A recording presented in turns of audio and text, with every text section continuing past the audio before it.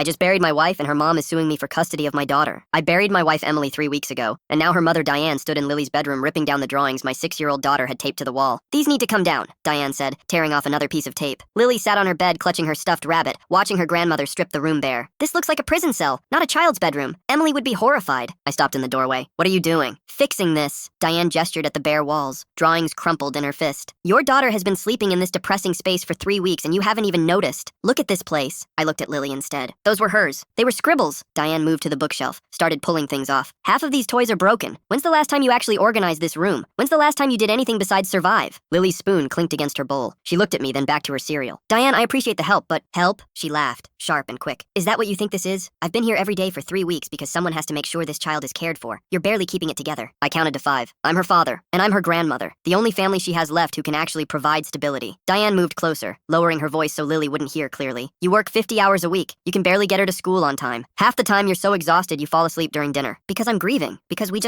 we all lost Emily. Her voice cracked, genuine pain mixing with something harder. But Lily can't afford to lose more time while you figure out how to be a single parent. She needs someone who knows what they're doing. I stepped back. What are you saying? Diane straightened and her face shifted into something I'd never seen before. Not the warm grandmother who baked cookies with Lily, but someone calculating and cold. I'm saying that Emily trusted me. She would want Lily somewhere safe, somewhere consistent, somewhere she doesn't have to watch her father fall apart every night. Get out! Excuse me? I said get out of my house. My voice stayed level, but every word felt like breaking glass. Thank you for your concern, but Lily and I need space. We need to grieve as a family. Diane's mouth tightened. She glanced at Lily, then back to me. Emily wouldn't have wanted this. She wouldn't have wanted Lily raised by someone too broken to see straight. Leave now. She grabbed her purse from the counter, movements jerky and deliberate. At the door, she paused. You're making a mistake. Emily would never forgive you for putting your pride ahead of Lily's well-being. The door closed. Lily stared at her cereal. You okay, sweetheart? She nodded, but didn't look up. That was Tuesday. Thursday morning, someone knocked on the door at 7:15. I was making Lily's lunch, still in my bathrobe, running on 4 hours of sleep and too much coffee. The man on my porch wore a polo shirt and held a clipboard. Are you the resident of this address? Yes? I need to serve you these documents. He handed me a manila envelope, had me sign something, and walked away before I could ask questions. Inside were legal papers, official letterhead, court stamps. Diane was suing me for custody of Lily. I read it twice, then a third time. The words didn't change. Petition for guardianship, allegations of emotional instability, claims that I was unable to provide a nurturing environment, a request for emergency custody pending a full hearing. My hands didn't shake. My chest didn't tighten. I just stood there staring at my dead wife's mother's signature on a document trying to take my daughter away. Daddy? Lily appeared in the hallway, backpack already on. We're going to be late. I folded the papers and shoved them back in the envelope. Yeah, let's go. I drove her to school on autopilot, kissed her goodbye, watched her run inside. Then I sat in the parking lot with the envelope on the passenger seat,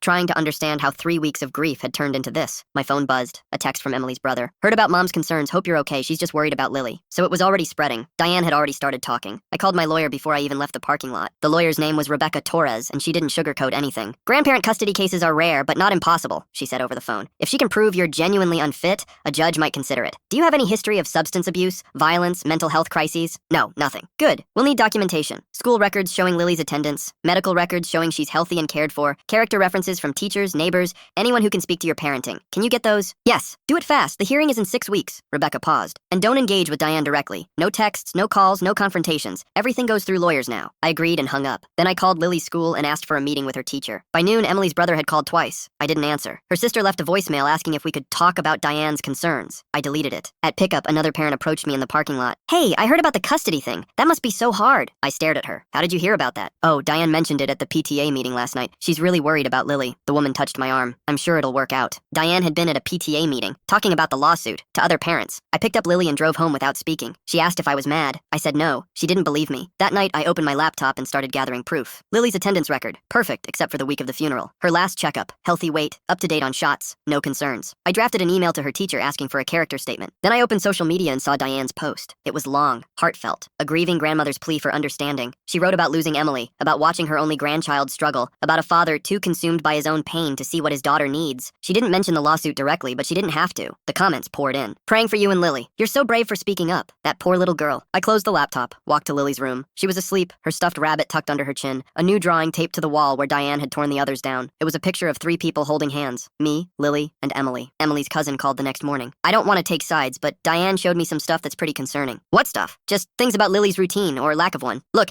I'm not saying you're a bad dad, but maybe Diane has a point. Maybe Lily would be better off somewhere more stable while you get yourself together? I am together. Are you? A long pause. You've been through hell. No one's judging you for struggling. But Lily shouldn't have to pay for that. I hung up. 15 minutes later, Emily's aunt sent a text. Diane just wants what's best for Lily. Maybe you two can work something out without courts getting involved. The narrative was spreading faster than I could counter it. Diane wasn't just suing me. She was building a case in the court of public opinion first. Rebecca called back that afternoon. I need you to stay calm. Don't respond to anything online. Don't argue with family members. Let me handle the legal side. Everyone thinks I'm falling apart. Are you? No. Then prove it. Get me those documents. Show up to the hearing looking stable and prepared. Let Diane's accusations fall apart on their own. Rebecca's voice softened slightly. This is going to get worse before it gets better. Can you handle that? I thought about Lily's drawing. 3 people holding hands. I don't have a choice. Lily's teacher, Mrs. Brennan, agreed to meet me the next day during her planning period. She was in her 50s, kind-eyed, the type of teacher who remembered every student's birthday. I was so sorry to hear about Emily, she said as I sat down. Lily's been incredibly brave. Thank you. I need to ask you something. I explained the custody suit, keeping my voice level. Diane is claiming I'm unfit. I need people who can speak to how Lily's actually doing. Would you be willing to provide a statement? Mrs. Brennan's expression shifted. Diane came to see me last week. My throat went dry. What did she say? She asked if I'd noticed any changes in Lily, if she seemed neglected or upset, if she talked about being scared at home. Mrs. Brennan leaned forward. I told her the truth. Lily is grieving, but she's cared for. She comes to school clean, fed, and on time. She talks about you constantly, the stories you read, the things you cook together. She's sad, but she's not scared. What did Diane say? She said I didn't know what happened behind closed doors. Then she suggested that if I cared about Lily's well-being, I'd pay closer attention. Mrs. Brennan's voice hardened. I've been teaching for 27 years. I know the difference between a struggling family and a dangerous one. You're not dangerous. You're grieving. Will you write that down? I'll do better than that. I'll testify if it comes to it. She handed me a folder. Lily's schoolwork from the past month, her behavior reports, attendance records, everything you need to show she's thriving despite the loss. I took the folder. Thank you. One more thing. Mrs. Brennan hesitated. Diane has been showing up at pickup lately. She stands near the entrance and watches. Yesterday, she tried to take Lily directly to her car. I had to remind her that only authorized guardians can pick up students. She what? I documented it. The front office has a record, but you should know, she's not giving up. She's testing boundaries. I drove home, gripping the steering wheel too tight. Diane wasn't just building a legal case. She was inserting herself everywhere, laying groundwork, making herself indispensable so that when the hearing came, she could point to all the ways she'd been forced to step in. That night, I sat down with Lily while she colored. Sweetheart, has Grandma been asking you questions about me? Lily's crayon paused. Sometimes. What kind of questions? Like if you're sad a lot, and if I'm scared when it's just us. She looked up. I told her you're sad but not scary. Was that okay? I pulled her onto my lap. That was perfect. You always tell the truth, okay? No matter who asks. Is Grandma mad at you? Grandma is sad about Mom. Sometimes when people are sad, they get confused about what's best, but everything's going to be fine. Lily went back to coloring, but her strokes were harder, more deliberate. She drew a house with 2 windows and a red door, 2 stick figures standing in front, me and her. No grandmother in the picture. Rebecca emailed that evening with a new update. Diane had filed a motion to expedite the case,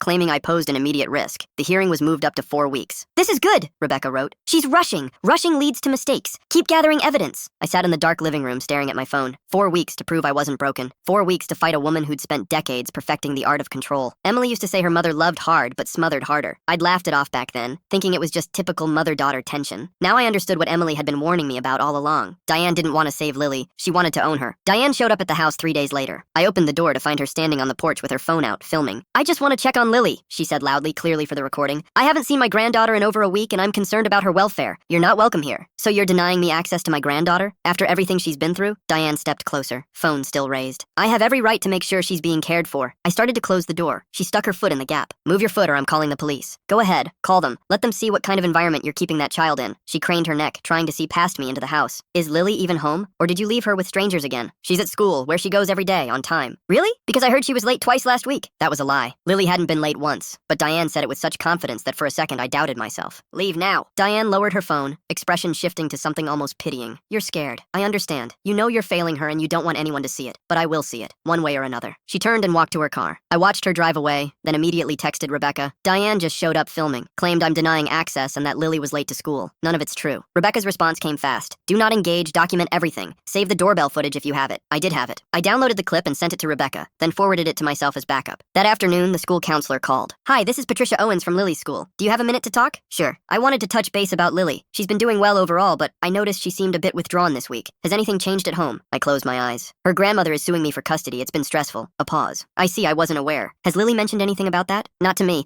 I've tried to keep things as normal as possible. Of course. I just want to make sure she has support. Would you be open to her meeting with me once a week, just to give her a safe space to talk? That's fine, thank you. Great. I'll send home a permission form. Another pause. And just so you know, Diane stopped by the office yesterday. She was asking about Lily's behavior and whether we'd noticed any concerning changes. I told her I couldn't discuss student matters with non-guardians. Of course she had. Diane was working every angle. I appreciate you letting me know. After the call, I went to pick up Lily. When we got home, Diane's car was parked across the street. She sat in the driver's seat watching. I took Lily inside without acknowledging acknowledging her. 10 minutes later, my phone buzzed with a text from a number I didn't recognize. Nice to see you're finally home. Some of us worry when children are left alone. I blocked the number. The next morning, Diane was there again. Same spot, same watchful stare. I took photos and sent them to Rebecca. She's parked outside my house, just sitting there. Public street, unfortunately. She's allowed to be there, just don't approach her. Lily noticed on the third day. Why is Grandma in her car? She's just passing through, sweetheart. But she's been there a lot. I didn't have a good answer. I made breakfast and changed the subject. At work, I couldn't focus. Every email felt like a distraction from the real job of compiling evidence. I left early to meet with a neighbor Rebecca wanted me to talk to, Mrs. Kowalski, who'd lived next door for 15 years. Emily was such a sweet girl, Mrs. Kowalski said as she poured tea. And you've been doing wonderfully with Lily, considering everything. I see you two in the yard, hear her laughing.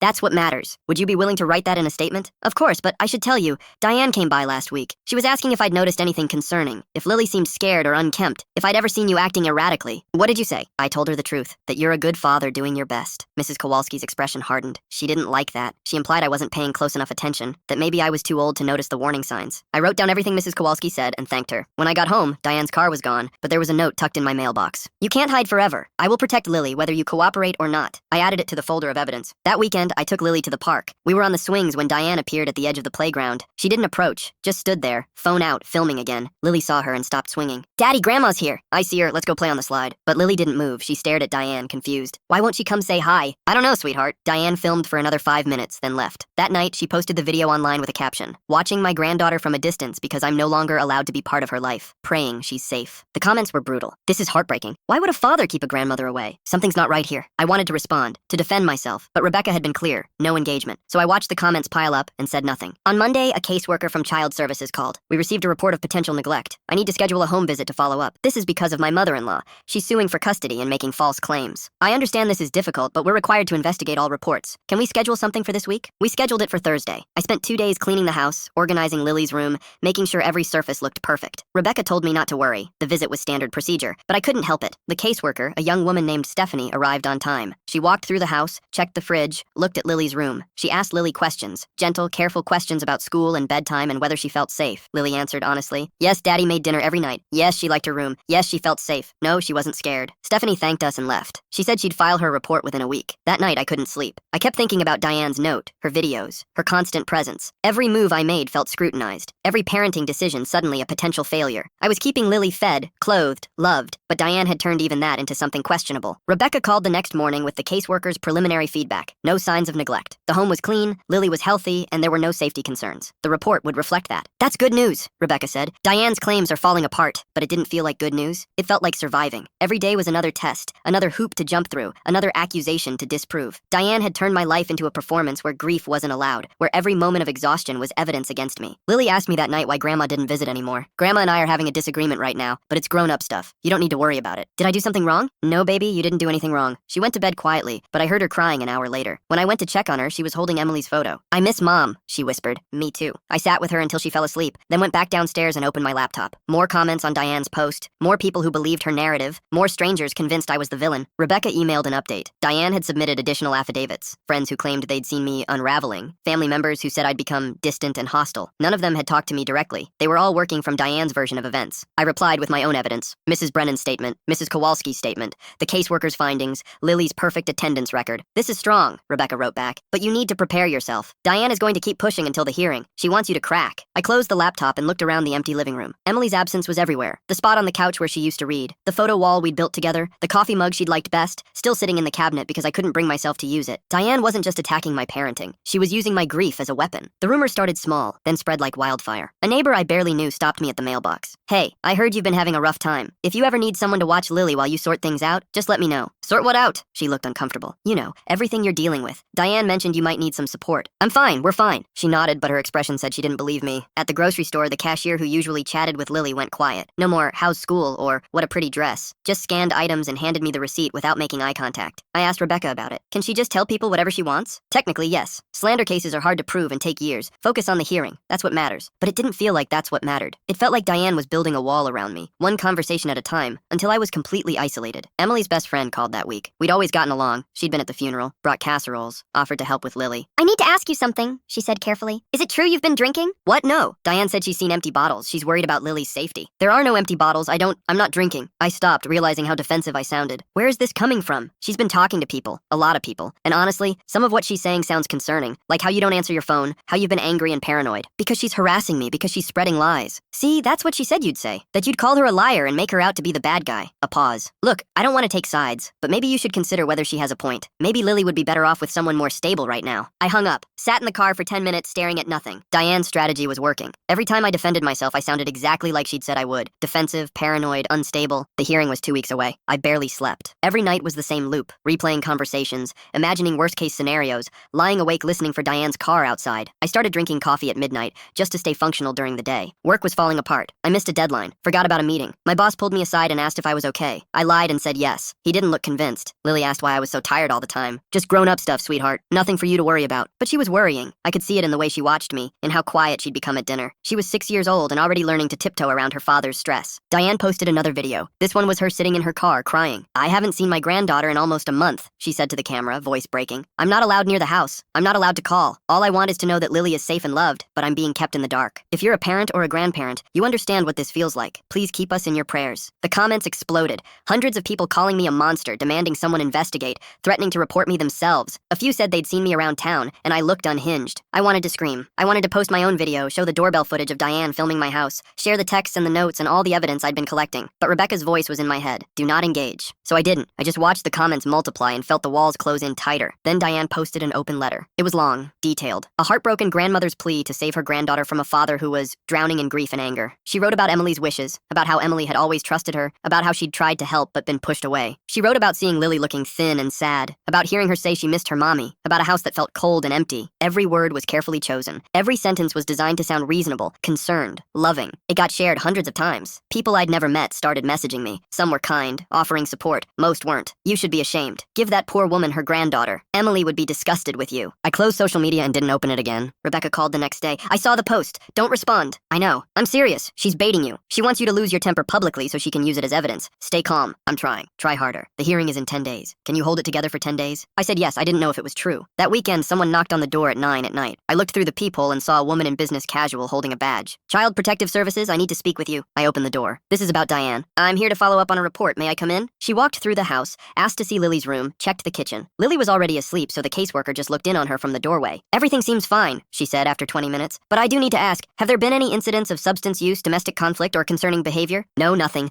This is my mother-in-law trying to take custody. She's been making false reports to build her case. The caseworker made notes. I understand this is a difficult situation. For what it's worth, I don't see any signs of neglect or danger here. I'll include that in my report. How many reports has she filed? I can't discuss specifics, but you're not the first case I've seen where family disputes lead to repeated calls. Just keep doing what you're doing. Take care of your daughter. That's the best thing you can do. She left. I locked the door and checked every window twice. The comments on Diane's post kept coming. People were tagging local news stations, asking them to investigate. Someone started a petition to protect Lily. It got 2,000 signatures in 3 days. I stopped reading. Rebecca sent an email with the final witness list. Mrs. Brennan, Mrs. Kowalski, the caseworker, 3 of Emily's college friends who'd stayed in touch with us, my boss, who would testify to my work stability, a child psychologist who'd reviewed Lily's records and found no signs of trauma or neglect. This is a strong case, Rebecca wrote. Diane has noise, but we have substance. Stay focused. I printed the email and taped it to the fridge where I'd see it every morning. Lily came home from school the next day and asked if Grandma hated her. What? No, baby, why would you think that? Because she doesn't visit anymore. And I heard you on the phone saying she's trying to take me away. Did I make her mad? I knelt down so we were eye level. Grandma loves you. This isn't about you at all. This is between Grandma and me. You didn't do anything wrong. Then why is she trying to take me? I didn't have a good answer. Grown-ups sometimes disagree about what's best, but you're my daughter and we're a family and that's not going to change, okay? She nodded, but she didn't look reassured. That night, I found her crying in her room again. Not loud sobs, just quiet tears while she clutched Emily's photo. I want Mom back, she whispered. Me too. I stayed with her until she fell asleep, then sat in the hallway outside her door and stared at my phone. Diane's video had 15,000 views now. The comments were getting worse. People were saying I should turn Lily over voluntarily, that I was selfish for fighting, that Emily would be ashamed of me. I wanted to throw the phone across the hall. Instead, I turned it off and went to bed. 7 days until the hearing. Rebecca called with one last piece of advice. Whatever Diane says, whatever she accuses you of, stay calm. Don't yell. Don't cry. Don't give the judge any reason to doubt your stability. Can you do that? Yes. Good, because she's going to push every button she can. Be ready. I hung up and looked at Lily's drawing on the fridge. 3 people holding hands. Me, Lily, and Emily. Diane wanted to erase me from that picture. I wasn't going to let her. Rebecca called 3 days before the hearing with news. I've been going through Diane's social media posts and cross-referencing with the timestamps on her claims. She's contradicting herself. A lot. How? She posted a photo of Lily at the park on a Tuesday afternoon, said she was checking in on her sweet granddaughter, but that's the same day she claimed in her affidavit that you refused all contact, and she hadn't seen Lily in weeks. I sat up straighter. Can we use that? Absolutely. And there's more. I talked to Mrs. Brennan again. Turns out Diane tried to pick Lily up from school 5 different times without authorization. The office has records of every attempt, including one where she argued with the principal. What did What'd she say? That she had every right to take her granddaughter home, that you were keeping Lily from her illegally. The principal told her she'd call the police if she didn't leave. Rebecca paused. She also tried to access Lily's school records by claiming she was the primary guardian. The school flagged it as suspicious and documented everything. For the first time in weeks, something loosened in my chest. She's been lying this whole time. Not just lying, escalating. And that works in our favor. Judges notice patterns. Rebecca's voice sharpened. I also got statements from 2 of your neighbors. Both independently described Diane showing up at odd hours, sometimes sitting in her car for over an hour just watching your house. One of them has photos. Mrs. Kowalski? And the man 2 doors down. He said Diane knocked on his door, asking if he'd noticed any concerning behavior from you. When he said no, she pressed him, asked if he'd seen you drinking, if Lily seemed scared, if there were ever loud arguments. He felt uncomfortable and ended the conversation. She's been going door to door. She has, and it's not playing well. People don't like being pressured to take sides, especially when the questions feel leading. Rebecca shuffled papers. We also got the therapy records you requested. The school counselor's notes show Lily is adjusting well to the loss. No signs of neglect, no concerning behaviors. In fact, the counselor noted that Lily specifically said she feels safe at home. What about Diane's claims that Lily told the therapist I cry all the time? The counselor never wrote anything like that. Diane either made it up or coached Lily to say it elsewhere. Either way, it's not in any official documentation. I leaned back, staring at the ceiling. So she's been lying about everything. Pretty much. And here's the thing. She's been so aggressive that she's left a trail. Every false report, every unauthorized school visit, every neighbor she harassed. It all adds up. Rebecca's tone softened slightly. You held it together. You didn't crack. That matters. I almost did, but you didn't. And now we have a case. She paused. There's one more thing. Emily's college roommate reached out. She wants to testify. About what? About Diane's behavior during Emily's wedding. Apparently Diane tried to cancel the venue 3 weeks before because she thought Emily was making a mistake. Said you weren't good enough for her daughter. I'd known Diane disapproved at first, but Emily never told me it went that far. She tried to cancel our wedding. Emily's roommate has emails. Diane sent them to everyone in the family, trying to get them to convince Emily to call it off. When that didn't work, she showed up at the venue and tried to speak to the coordinator directly. Emily never mentioned that, probably because she was trying to protect you. But the point is, this isn't new behavior. Diane has a history of trying to control Emily's life, and now she's doing the same thing with Lily. Rebecca sent over everything that night. I went through it slowly, matching dates and claims, seeing the contradictions pile up. Diane had been so confident, so relentless, that she'd gotten sloppy. She'd posted photos while claiming no contact. She'd harassed school officials while insisting she was being reasonable. She'd told neighbors one story and the court another. She'd overplayed her hand. I called Emily's roommate the next morning. Her name was Rachel, and she answered on the second ring. I'm so sorry about all of this, she said. Emily would be furious if she knew what her mother was doing. Tell me about the wedding. Rachel sighed. Diane hated you. I don't know why. You were great for Emily. But from the moment you got engaged, Diane made it her mission to stop it. She called Emily every day saying you weren't stable enough, weren't successful enough, weren't good enough. When Emily wouldn't listen, Diane went behind her back to cancel the venue, and the caterer,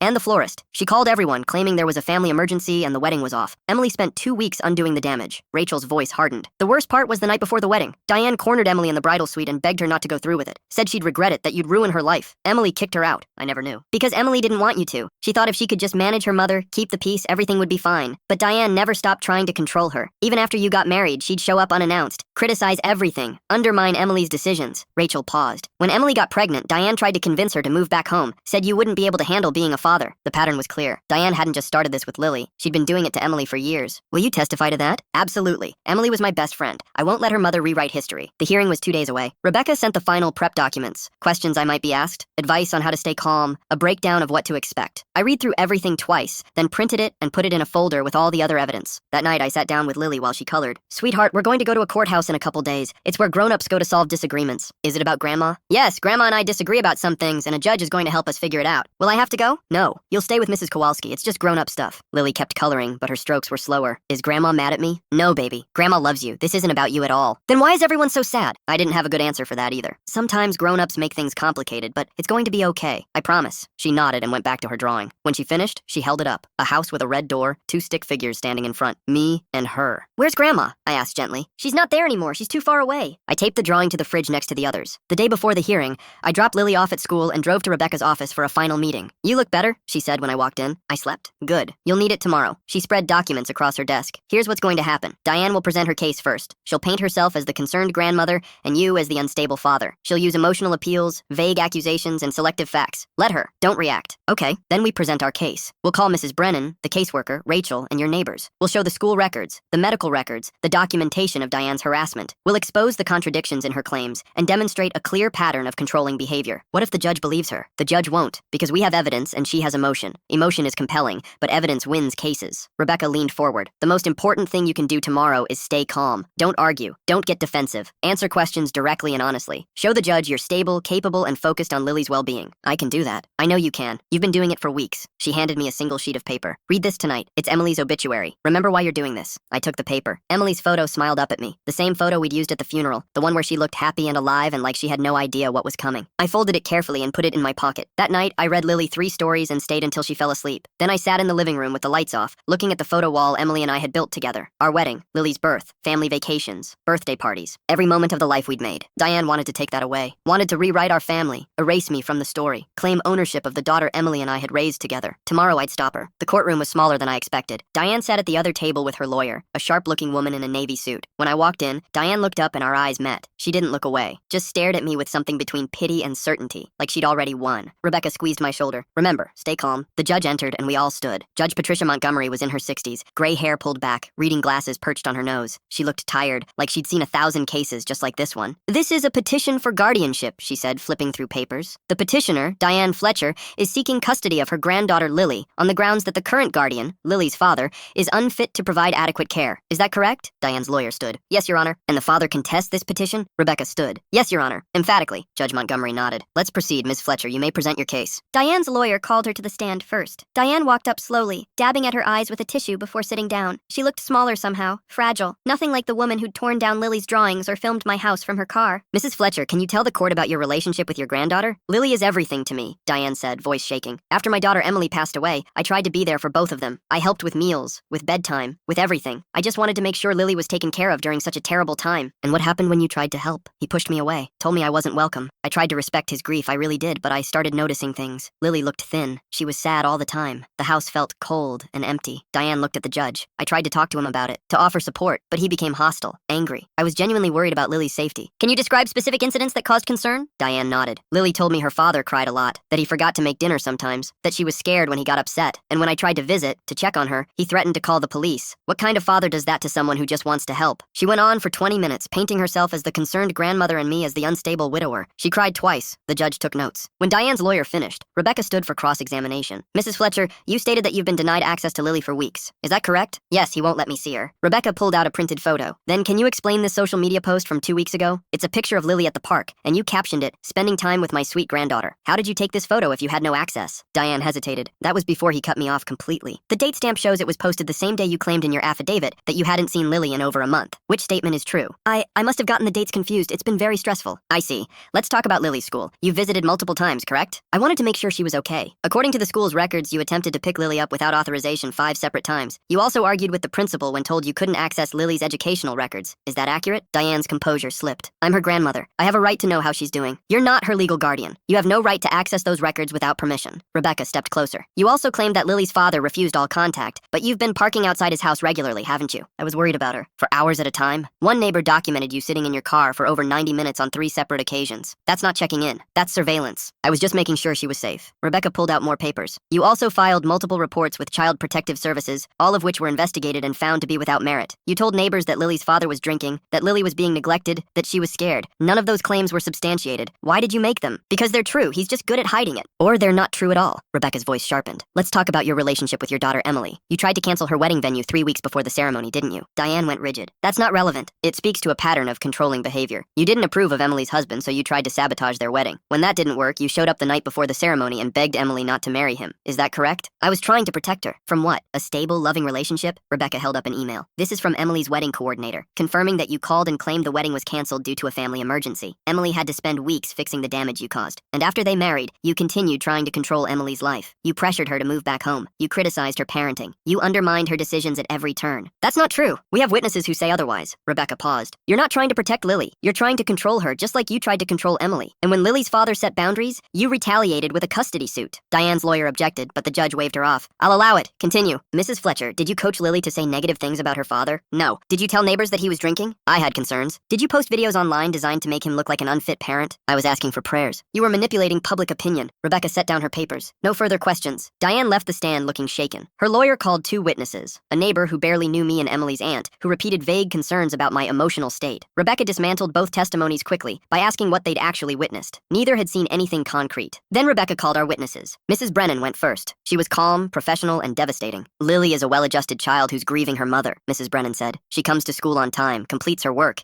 interacts positively with peers. Her father is involved, attentive, and supportive. I've taught for 27 years, and I know the signs of neglect. This isn't it. Has Diane Fletcher ever approached you about Lily? Multiple times. She asked if Lily seemed scared, if I'd noticed any concerning behavior, if the father appeared unstable. When I said no, she became insistent. She suggested I wasn't paying close enough attention. What did you observe during Diane's visits to the school? She tried to take Lily from school without authorization on 5 occasions. The last time, she argued with our principal and had to be escorted off campus. We documented everything because her behavior felt concerning. Diane's lawyer tried to discredit Mrs. Brennan, but it didn't land. Teachers have credibility, and Mrs. Brennan had facts. The caseworker testified next. She confirmed that both home visits found no evidence of neglect, that Lily appeared healthy and happy, and that the environment was safe and stable. Rachel, Emily's roommate, came after. She walked the judge through Diane's history of control, the wedding sabotage, the constant criticism, the attempts to separate Emily from her husband. Emily loved her mother, but she was exhausted by her, Rachel said. She told me once that if anything ever happened to her, she'd want her husband to raise Lily without interference. She was worried Diane would try to take over. Did Emily ever express concerns about her husband's parenting? Never. She said he was an amazing father. She trusted him completely. Mrs. Kowalski testified about Diane's door-to-door campaign, her attempts to gather dirt, her surveillance of the house. The neighbor 2 doors down corroborated everything. Then Rebecca called me to the stand. I'd been dreading this, but when I sat down and looked at the judge, I felt oddly calm. Tell me about Lily, Judge Montgomery said. She's everything. Since Emily died, it's been just the 2 of us figuring things out. We have breakfast together every morning. I read to her every night. We talk about her mom, about her feelings, about school. She's sad sometimes, but she's safe. She's loved. She's home. How has Diane's lawsuit affected your daughter? She's confused. She doesn't understand why her grandmother won't visit anymore, why everything's become so tense. She asks if she did something wrong. I keep telling her she didn't, but I can see it weighing on her. What kind of relationship do you want Lily to have with her grandmother? I looked at Diane. She was crying again, but this time it felt real. I want Lily to know her grandmother, but not like this. Not with manipulation and false accusations and attempts to take her away from her home. If Diane wants to be part of Lily's life, it has to be on terms that actually protect Lily, not control her. Diane's lawyer tried to shake me, asking about my grief, my work stress, my isolation. I answered every question honestly. Yes, I was grieving. Yes, some days were harder than others. Yes, I relied on friends and neighbors for support, but none of that made me unfit. When I stepped down, Rebecca rested our case. Diane's lawyer gave a closing argument about grandparents' rights and the importance of family. Rebecca countered with evidence and a timeline of harassment. Judge Montgomery took off her glasses and looked at both tables. Mrs. Fletcher, I understand you're grieving.